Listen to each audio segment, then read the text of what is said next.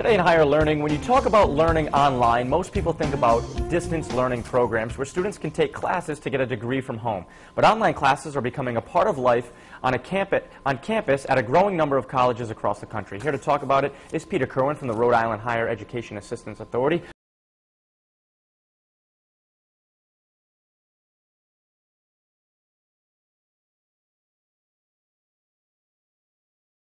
Way. Yeah, there are a lot of factors driving it. I mean, they had a great piece in the Chronicle of Higher Education called Tomorrow's College, where they focused on University of Central Florida, which is doing a lot in terms of online learning.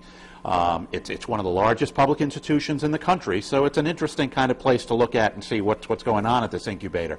And they're offering a lot of, obviously, the face-to-face kind of classes that you traditionally get on a college campus, but they're mixing in more online learning and more what they call blended courses, where you get some face-to-face time with the professor, but mainly it's online. The point of it is, it's not only happening in Central Florida. I mean, in Minnesota, in Maryland, they're looking now at having a requirement that 12 courses a year be taken at least in some sort of alternative learning mode, which is usually online. Texas is looking at doing the same thing. And in Minnesota, they're talking about requiring students by 2015 to have 25% of their credits online. Wow. Yeah. There's money behind everything, so I'm assuming this is cost-effective? That's the big driver here. I mean, money is the biggest driver. Yep. I mean, what it means for the universities is, at a time when public institutions are not getting financed from the state very well, it allows them to expand access without having to expand their physical footprint, build more buildings, have more classrooms. It's an easy way to do that.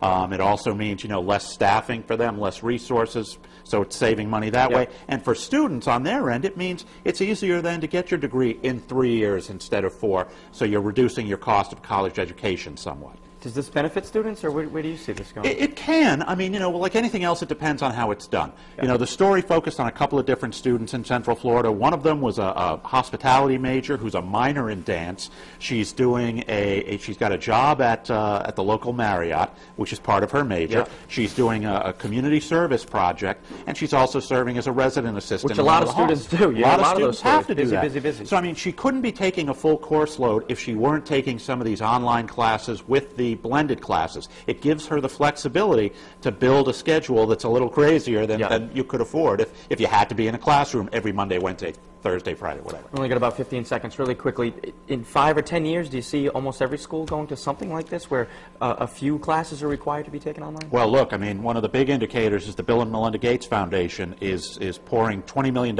into a project to improve technology in higher education. They're really looking at this area. So, I mean, they're pushing it in that direction. I think the finances are kind of pushing it in that direction. We're going to see a lot more of it on campus. Really, really interesting stuff. Thanks so much for being here, Yeah, no Peter. problem. For more information, just head over to the College Bound Fund. You can find that at foxprovidence.com.